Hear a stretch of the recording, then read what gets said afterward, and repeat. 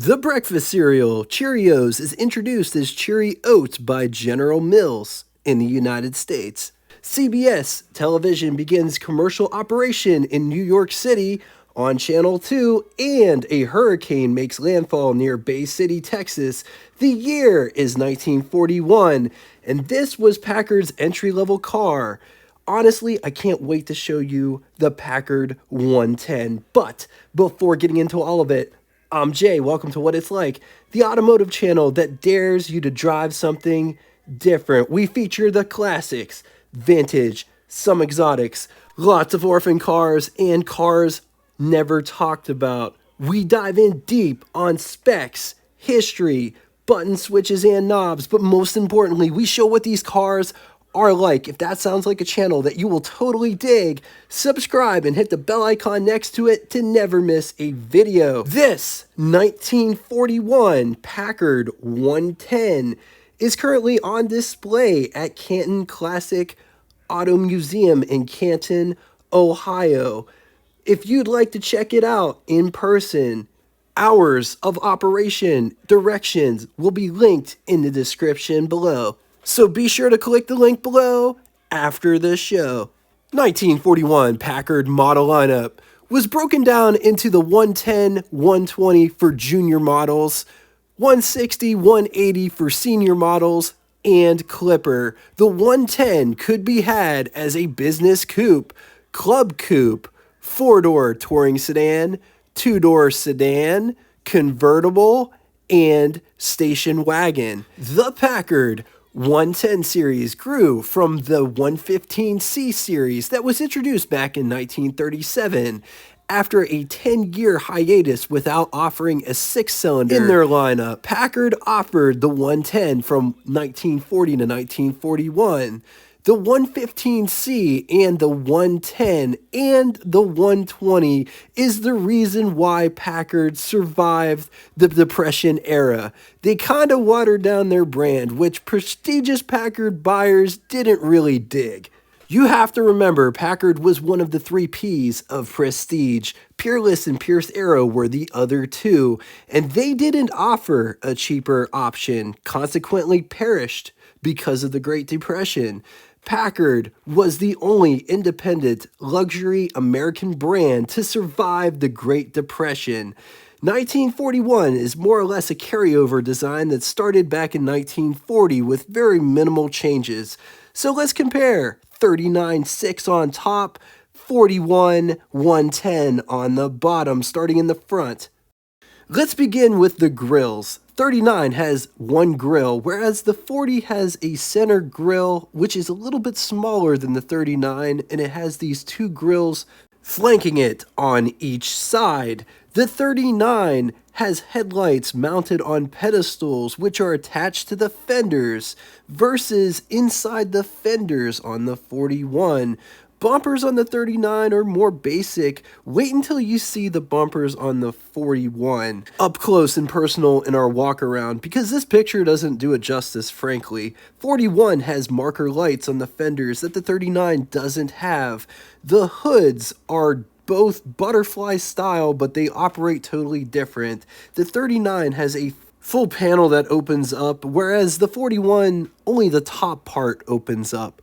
Let's add the 40 to the mix, because there are differences worth mentioning more than meets the eye. The 39 on top, 40 in the center, 41 on bottom, and it's interesting what changes were made. The 40 has the same light situation as the 39, where their pedestals mounted to the fenders, but it also has the smaller grille with the flanking side grills, which carried on to 41, but the side grills on the 40 are not as tall, because they can't be, because the pedestals would be in the way. The 40 also has fender marker lights, albeit smaller than the 41. The 40 has standout louver trim that has more pizzazz than both the 39 and 41. Moving to the side profile, what is super interesting when looking at all three of these is the 39 and 40 are very similar, with the only Difference being the front fascia and grille being the major difference, and louvers, of course. The 41 appears to have a totally different body. Fenders are different, both front and rear on the 41 versus the 40 and the 39. The 41 is the only one that has the trim on the fenders, both front and rear. Different gas filler, same location on all three, but different. Small gas cap on 39, big gas cap on 40, gas door on 41. Moving to the rear, both the 39 and 40 sport a split window in rear, whereas the 40 has a single piece back glass. Also look at the top, how it connects to the trunk section. 39 and 40 flow, whereas the 41 is more abrupt. 39 and 40 have petite taillights. 41 have more of a long, slender taillight, although they are petite, as you will see later on. All three have different bumpers, and all three have trunk handles. Moving inside to take a gander at the dash situation, all three have different steering wheels. 39 and 40 are very similar in design. 41 is completely different. Which one do you like better? Let's talk specs. It rides a wheelbase of 122 inches. It weighs 3,200 pounds. Price, $907, which is equivalent to you spending $19,540.14 in the year 2023. Total 1941 Packard production was 72,855 units, of which total 110 was 34,700 units.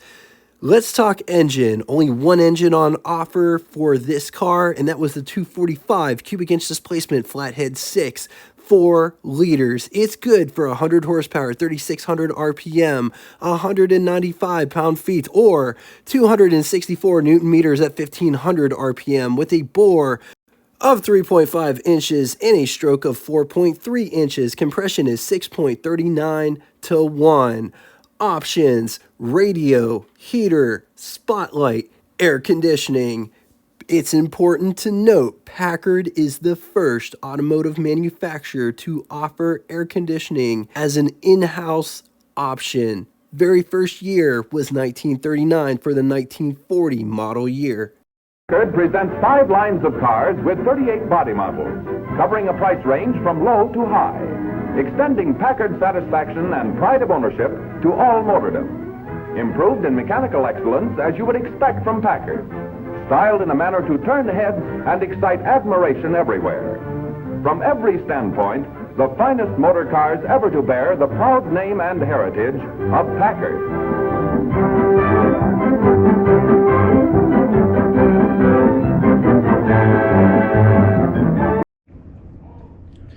Let's talk styling. Just wow. There's a lot going on with this design. And to think, this is the cheap Packard. Look at all of these layers in the bumper design. It's like cascading, almost like steps. It also corresponds here in the overrider and or bumperette.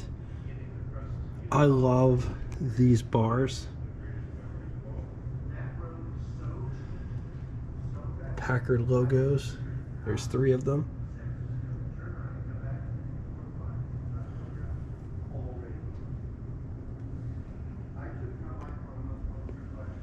Just look at how it connects. It has this apron so you don't see the bumper attachments, which I've never seen one of these before on a car. Also check out how it's layered. Headlight bezels on this car are painted.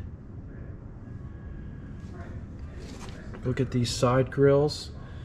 Notice it's bright and then it's painted and then bright.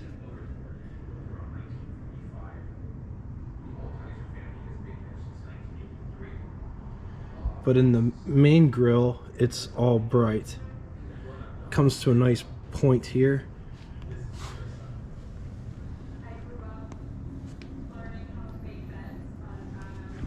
Look at all of the different levels in the nose region. This one doesn't have a big Packard mascot. Instead, it just has this design piece. But even still, there's a lot of different layers in it. Center line going back to the cowl vent and split windshield.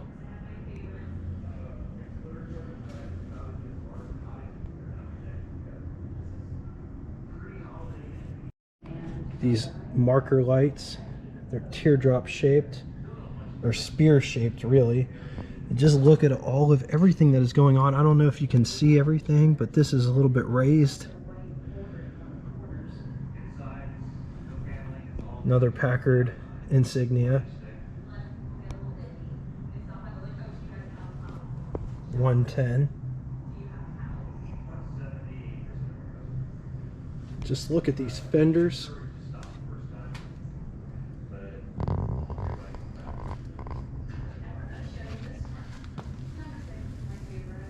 They are rolled underneath.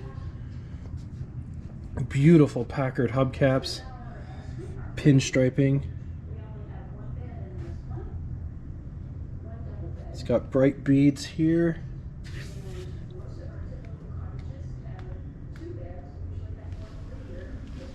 The running boards are wider in the front. There's my shoe for reference. I wear size 12 shoe. And then they taper back here quite drastically.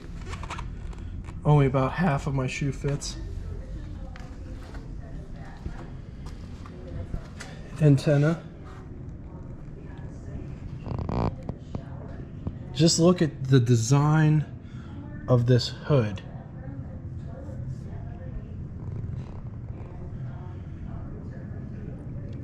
Very, very dainty windshield wipers that have just this little tiny pedestal that comes out. The bright work around the windshield is very thin, very elegant. There is a center line at the top of the roof before it kind of tapers back into the body. This car does have drip rails that run the length of the car. They start right here and run the length. They're very petite. There is trim around the rear window, but not all the way, and it's very petite. The front window doesn't have very much trim around it. There is a trim piece here and around the vent window, but it has that pressed in look. It has belt line molding. I guess it's higher than the belt line. It would run the top of the belt line, I guess. The door handles are designed really nice. It almost looks like a boot. If you ignore this, just pretend that's not there. Doesn't that look like a boot? The rear fenders, they are rolled as well. Also have nice bright beads that correlate with the front bright beads. And notice they're not straight, they curve just like the front ones.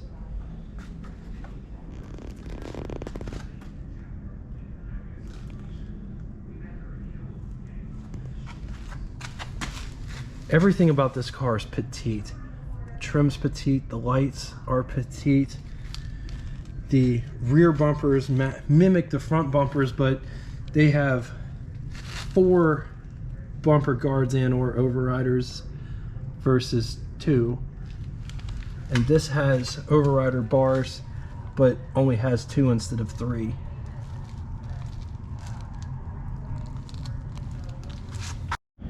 Gas filler door is on the driver's side. Notice it has a key.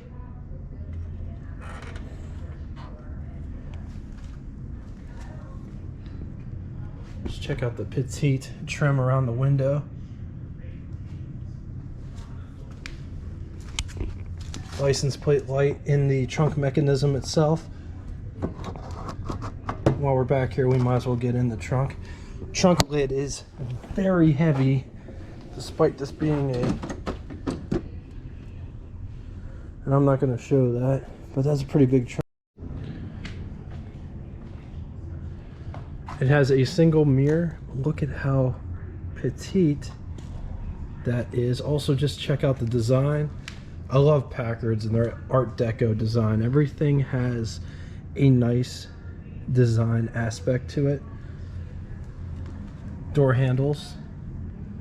This door handle looks different than the door handle on the passenger side. It has different layers inside of it.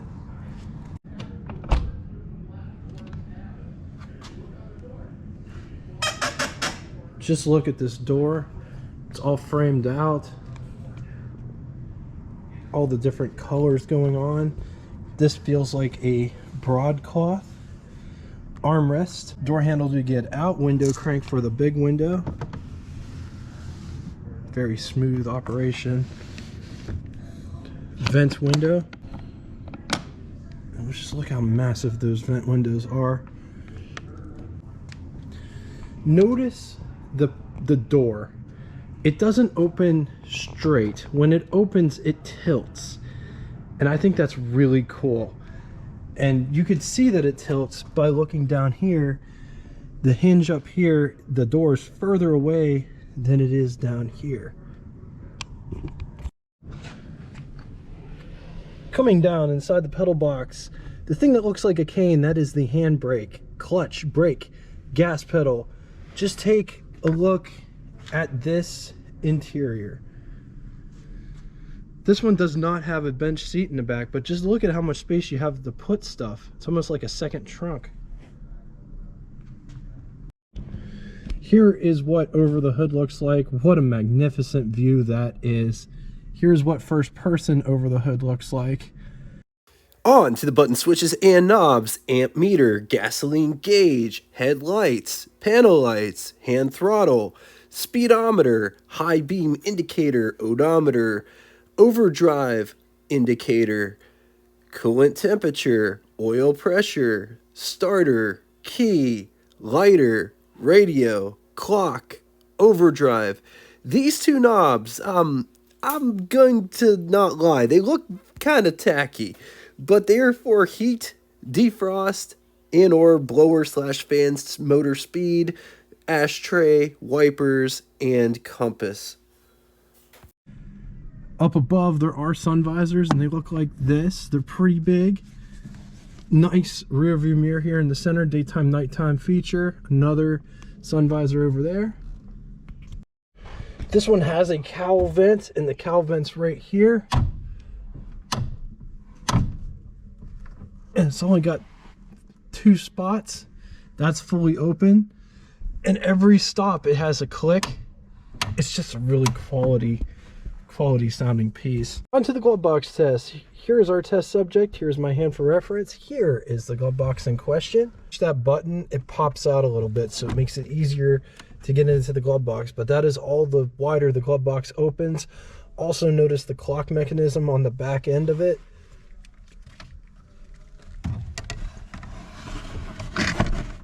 But it's an absolutely massive glove box inside. Just look at how much space there is in that glove box. And it's shut. Getting under the hood.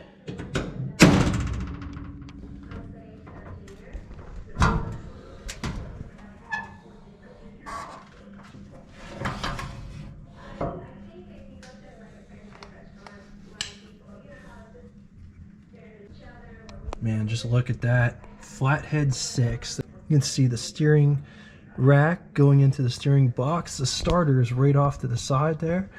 Dual horns stacked one on top of one another. Oil filtration is right there on the side of the block. Notice it has oil lines going up to it. The generators down below there. It has a 1 belt system. Fan is mounted at the top. Look at these the vents inside here.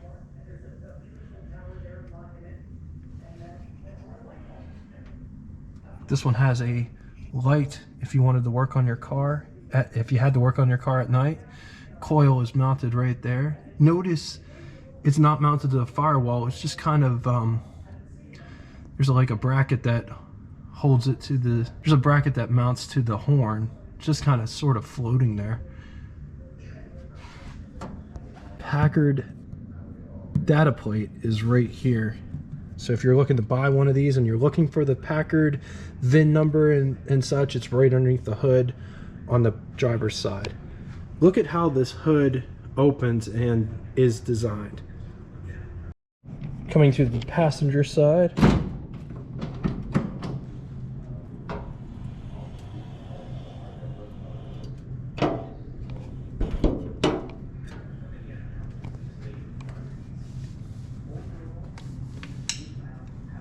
Right there. Intake and exhaust is on the same side. Radiator. On the positive side, this may be entry-level Packard, but it's still a Packard. Make no mistake, nothing about this car feels cheap. Seats are very comfortable, very plushy, but they may have been redone at one point. Camera fits in the glove box, large trunk. Probably gets decent gas mileage because it has an inline flathead 6. Owner says it is an absolute blast to drive. Against it, column shift linkage is prone to sticking. Might be basement Packard, but prices don't reflect that, meaning you could get a 120 for around the same price as this. Sometimes you can even get a Super 8 from earlier cheaper than these cars are going. Anyway, would you rather? Two scenarios today. In the first scenario, would you rather have a 1941 Buick or 1941 Packard 110 or 1941 Mercury? I'm going to leave this here for a minute. If you need more time, feel free, pause the video. Moving on to the second scenario, all Packards, 1937 Packard 115C or 1941 Packard 110 or 1939 Packard 115C. Once again, gonna leave this here for a minute. If you need more time, feel free, pause the video. Now it's time for Name That Tune. First person to get both the name of the band and the song title correctly in the comment section will have your comment pinned to the top of it. Thank you all so much for coming out and watching this. If you'd like to get in touch with me, shoot me a comment in the comment section below or check out our Facebook group that correlates with this YouTube channel. I call it the After Party. It gives you the opportunity to share your rides, stories, experiences. Anything car related is a go. If you don't have Facebook and would still like to reach me, send me an email. All of it will be linked in the description below. Just know I appreciate everything that you guys bring in the comment section. And until next time, toodaloo!